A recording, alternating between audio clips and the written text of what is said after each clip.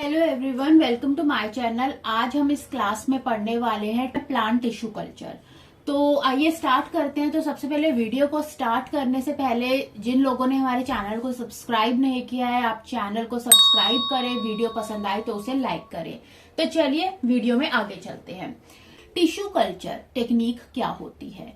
Tissue culture जो होता है ये एक मेथड है जिसके अंदर हम प्लांट को प्रोपेगेट करते हैं, लेकिन इसके अंदर हम जो प्लांट की प्रोपेगेशन कर रहे हैं वो हम किसको यूज कर रहे हैं? जो हमारा पेरेंट प्लांट है उससे हम प्लांट सेल निकाल रहे हैं, या उसका टिश्यू यूज कर रहे हैं, या उसका ऑर्गन हम यूज कर रहे हैं। और इन चीजों को हम स्टेराइल एनवायरनमेंट में अंडर कंट्रोल कंडीशन रख रहे हैं। तो इसके अंदर प्लांट जो हो रहा है बन रहा है, लेकिन कैसी कंडीशन में बन रहा है? स्टेराइल एनवायरनमेंट में बन रहा है, अंडर कंट्रोल कंडीशन। और किसमें से बन रहा है? जो हमारा पेरेंट प्लांट है उसके सेल से, उसका हम सेल एक्सट्रैक्ट कर रहे हैं, या टिश्यू या फिर ऑर्गन।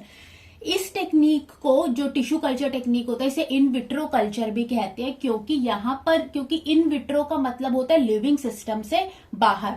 तो यहाँ पर ये जो सारा जो प्रोसेस हो रहा है ये लेबोरेटरी में हो रहा है अंडर कंट्रोल कंडीशन।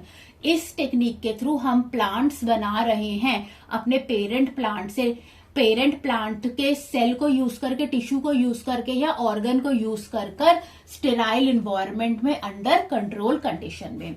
इस मेथड को हम माइक्रो प्रोपेगेशन भी कहते हैं। माइक्रो प्रोपेगेशन इसलिए हम कहते हैं क्योंकि इसके अंदर हम पेरेंट प्लांट के टाइनी सेल्स को हम यूज कर रहे हैं और उसी से हम एक न्यू प्लांट क्या कर रहे हैं? प्रोपेगेट कर रहे हैं।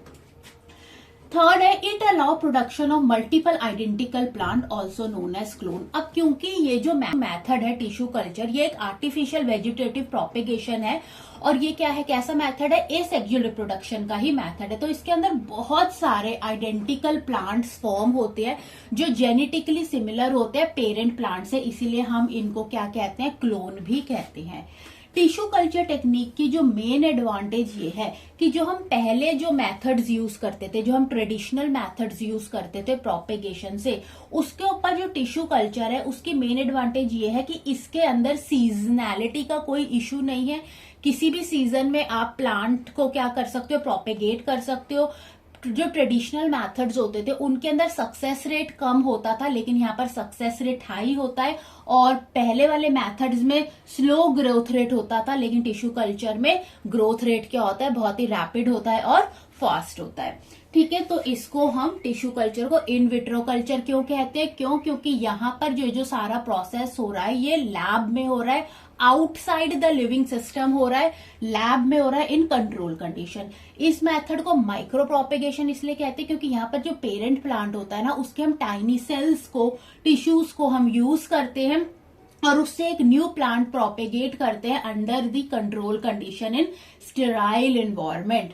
ठीक है, तो नेक्स्ट अब हम देखते हैं कि ये जो टिश्यू कल्चर टेक्निक है इसका क्या प्रोसीजर है। तो अब हम देखते हैं कि tissue culture, plant tissue culture का प्रॉपर प्रोसेस क्या है, ये कैसे काम करता है, हाउ इट वर्क्स। तो स्टेप बाय स्टेप हम इसको देखते हैं। तो प्लांट टिश्यू कल्चर के अंदर जो पहला स्टेप आता है वो आता है एक्सप्लांट सिलेक्शन। अब ये एक्सप्लांट क्या होता है? हमने सबसे पहले अपना सूटेबल एक प्लांट ले लिया, एक पेरेंट प्लांट ले लिया, ठीक है, जिसकी मतलब जो भी हमें डिजायर्ड कैरेक्टरिस्टिक चाहिए वैसा हमने प्लांट सेलेक्ट कर लिया। अब हम अपने अकॉर्डिंग क्या करेंगे? उस हमारे पेरेंट प्लांट में से क्या निकालेंगे? या तो हम लीफ भी ले सकते हैं, या एक सिंगल सेल भी ले सकते हैं, टिश्यू ले सकते हैं उसके ग्रोइंग टिप में से, या स्टेम ले सकते हैं, या रूट ले सकते हैं। तो सिंगल सेल लिया, लीफ, स्टेम या रूट जो भी हमने लिया, इसको हम क्या कहते हैं? एक्सप्लांट कहते हैं। तो ये मेरा प्लांट था, प्लांट की ये रूट है और ये शूट है, तो मैंने कटिंग करके क्या ले लिया? एक लीफ ले ली। ठीक है, इस लीफ को मैंने क्या बोला? इसको हम क्या बोलते हैं? एक्सप्लांट कहते हैं। तो हमने सबसे फर्स्ट स्टेप में क्या किया? अपना एक्सप्लांट सेलेक्ट कर लिया according to our desired characteristics. Second step आता है इसके अंदर स्टेरिलाइजेशन। स्टेरिलाइजेशन में हम क्या करते हैं कि जो हमारा एक्सप्लांट था, यहां हमारा एक्सप्लांट क्या है? लीफ है। जो हमारा एक्सप्लांट था उसको हम स्टेरिलाइज करेंगे। उसकी स्टेरिलाइजेशन इसीलिए जरूरी है ताकि अगर उसके अंदर कोई भी माइक्रो ऑर्गेनिज्म प्रेजेंट है, बैक्टीरिया भी हो सकता है, फंजाई भी हो सकता है, तो वो क्या हो जाए? एलिमिनेट हो जाए। क्यों? क्योंकि ये जो माइक्रो ऑर्गेनिज्म होते हैं ये प्लांट की ग्रोथ या डेवलपमेंट में क्या कर सकते हैं, प्रॉब्लम क्रिएट कर सकते हैं उनकी ग्रोथ या डेवलपमेंट में। इसीलिए इन माइक्रो ऑर्गेनिजम्स को एलिमिनेट करने के लिए हम अपने एक्स प्लांट को क्या करते हैं, स्टेरलाइज करते हैं। तो यहाँ पर हम ये स्टेप देख लेते हैं। ये हमारा एक्स प्लांट था, हमने इसको स्टेरलाइज किया। स्टेरलाइज हम 10 मिनट्स तक स्टेरलाइजेशन करते हैं। और स्टेरलाइज कैसे करते हैं कि हम इस एक्स प्लांट को सोडियम हाइपोक्लोराइड सॉल्यूशन के अंदर रखते हैं। सोडियम हाइपोक्लोराइड सॉल्यूशन क्या करता है कि इस एक्स प्लांट में से माइक्रो ऑर्गेनिजम्स को क्या करता है, एलिमिनेट करता है। और उसके बाद हम इस एक्स प्लांट को 4 मिनट्स के लिए डिस्टिल्ड वाटर में क्या करते हैं, अच्छे से वॉश करते हैं। ठीक है, फिर स्टेरलाइजेशन के बाद जो थर्ड स्टेप आता है वो आता है कल्चर मीडियम प्रिपरेशन।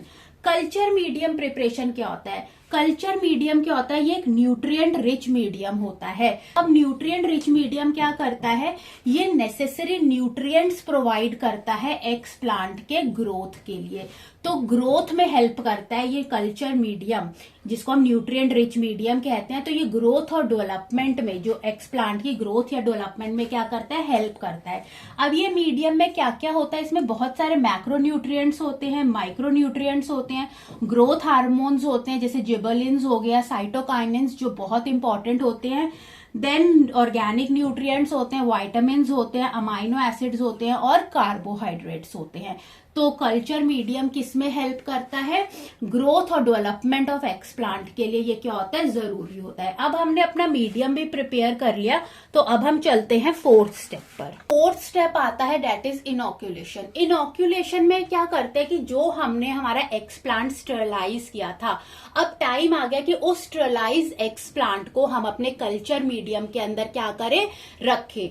अब ये जो कल्चर मीडियम जो होगा, ये आप किस में ले सकते हो, आप किसी टेस्ट ट्यूब में भी ले सकते हो, किसी भी पेट्री डिश में भी ले सकते हो। यहां पर ये जो डायग्राम है, इसमें टेस्ट ट्यूब में मैंने न्यूट्रिएंट मीडियम दिखाया है।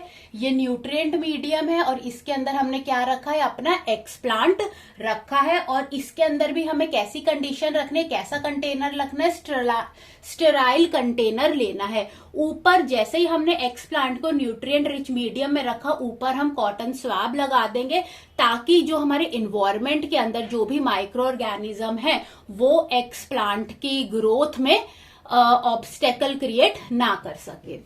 इनोक्यूलेशन के बाद जो फिफ्थ जो आता है स्टेप आता है दैट इज इंक्यूबेशन, जो कि बहुत इंपॉर्टेंट स्टेप है। इंक्यूबेशन में क्या होता है कि जो हमारा एक्स प्लांट जो न्यूट्रिएंट मीडियम में था, ये न्यूट्रिएंट मीडियम में हमारा क्या रखा हुआ है, एक्स प्लांट रखा हुआ है, इसको हम इंक्यूबेट करेंगे।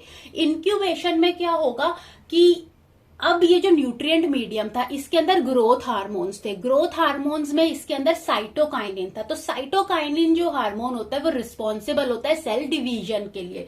तो हमारा ये जो एक्स प्लांट होगा ना, इसके सेल्स क्या करेंगे, बहुत जल्दी जल्दी क्या करेंगे, डिवाइड करेंगे और एक लंप फॉर्म कर देंगे, जिसको हम क्या कहेंगे, कैलस कहेंगे।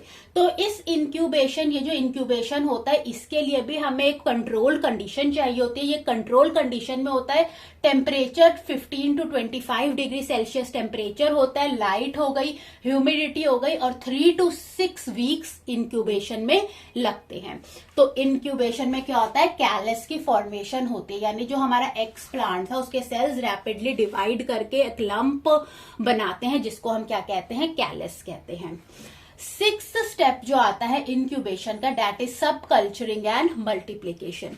देखो, सब कल्चरिंग एंड मल्टीप्लीकेशन में हमें क्या करना है कि ये जो हमारा कैलस है, जब इसकी एक सफिशिएंट ग्रोथ हो जाए, तो हम इस कैलस को ना रिपीटेडली ट्रांसफर करेंगे फ्रेश कल्चर मीडियम में। ठीक है, और ये स्टेप हम बार बार करेंगे, ठीक है, ताकि उसकी प्रॉपर ग्रोथ और डेवलपमेंट हो सके। उसके बाद हमारा आ जाता है 7th स्टेप, जो कि है रूट एंड शूट फॉर्मेशन। अब क्या होगा कि जो हमारा कल्चर मीडियम था, उसके अंदर हम प्लांट हार्मोन्स एडजस्ट करेंगे, ताकि प्रॉपर रूट और शूट की क्या हो सके, फॉर्मेशन हो सके। जैसे कि आप देख सकते हैं कि हमारा कैलस में से क्या हो चुका है, नीचे रूट डेवलप हो चुकी है और ऊपर की तरफ शूट डेवलप हो चुकी है। तो यानी एक प्लांटलेट फॉर्म हो चुका है। अब जब ये प्लांटलेट फॉर्म हो जाए, तब हम इस प्लांटलेट को क्या करेंगे, ट्रांसफर कर देंगे सॉइल के अंदर। तो इस तरीके से टिश्यू कल्चर का इस तरीके से ये वर्क करता है। ठीक है, तो आई होप आपको ये प्रोसेस अच्छे से समझ आ गया होगा। नेक्स्ट अब हम चलते हैं टिश्यू कल्चर टेक्निक्स के क्या क्या बेनिफिट्स होते हैं।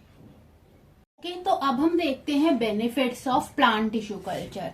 ठीक है, तो इस मेथड के क्या क्या बेनिफिट्स हैं। पहला बेनिफिट है डिसीज फ्री प्लांट। अब हमको पता है कि जो टिश्यू कल्चर टेक्निक है वो कैसी कंडीशंस में होती है, कंट्रोल कंडीशन में होती है, स्टेराइल इन्वायरमेंट में होती है। तो जो भी हम अपना एक्स प्लांट लेते हैं उसको सबसे पहले हम उसको स्टेरलाइज करते हैं। अब ये जो स्टेरलाइजेशन होती है सोडियम हाइपोक्लोराइड सॉल्यूशन में होती है। और क्यों होती है, ताकि जो भी माइक्रो ऑर्गेनिज्म है, बैक्टीरिया है, फंजाई, वो एलिमिनेट हो जाए, ताकि जो हमारा एक्स प्लांट है उसका जो भी हमारा जो एक्स प्लांट है उसकी प्रॉपर ग्रोथ हो सके और जो हमें आगे जाके प्लांट मिले वो हेल्दी मिले और डिसीज फ्री मिले। सेकंड इसका बेनिफिट है रैपिड मल्टीप्लिकेशन। अब इस मेथड से हम शॉर्ट पीरियड ऑफ टाइम में लार्ज नंबर ऑफ प्लांट्स क्या कर सकते हैं, प्रोड्यूस कर सकते हैं। इसलिए ये मेथड जो होता है उनके लिए, उन प्लांट्स के लिए ज्यादा बेनिफिशियल है जो कि जिनका ग्रोथ रेट क्या है, स्लो है। और ये साथ ही साथ इंडेंजर्ड स्पीशीज को भी क्या करता है, प्रिजर्व करता है, इंडेंजर्ड स्पीशीज को भी कंजर्व करता है। थर्ड आता है जेनेटिक यूनिफॉर्मिटी। अब क्योंकि ये एक एसेक्सुअल मेथड है तो इसके अंदर जो भी हमें जो प्लांटलेट्स मिलते हैं, जो भी हमें प्लांट मिलता है वो क्लोन होता है पेरेंट प्लांट का, यानी वो जेनेटिकली सिमिलर होता है पेरेंट प्लांट का। तो पेरेंट प्लांट के जो कैरेक्टरिस्टिक्स होते हैं वो क्या रहते हैं, प्रिजर्व रहते हैं। फोर्थ होता है conserve rare and endangered plants. अब ये इस मेथड से हम क्या कर सकते हैं, जो भी रेयर और इंडेंजर्ड प्लांट्स हैं उनको हम लार्ज क्वांटिटी में क्या कर सकते हैं, प्रोड्यूस कर सकते हैं। इस तरीके से ये मेथड रेयर और इंडेंजर्ड स्पीशीज को भी क्या करता है, कंजर्व करता है। तो यहाँ पर टिश्यू कल्चर ऑफ प्लांट्स जो टॉपिक है यहाँ पर खत्म होता है। आपको वीडियो पसंद आए तो आप लाइक करें, चैनल को सब्सक्राइब करें। Thanks for watching.